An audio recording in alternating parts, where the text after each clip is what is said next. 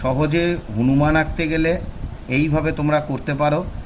এইভাবে চোখ আঁকলে পারো, এইভাবে নাক আঁকার পরে এইভাবে মুখটা দিলে হনুমানের আঙুলগুলো এরকম লম্বা হয়। কোনো কিছুর উপর একটা বসে আছে সেটা আঁকতে পারো। এরকম একটা লেজ দিয়ে দিলে,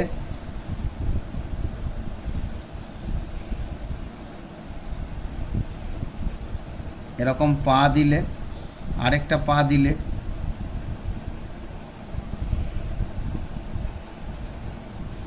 একটা পাঁচিলের উপর বসে আছে এটা এঁকে দিলে,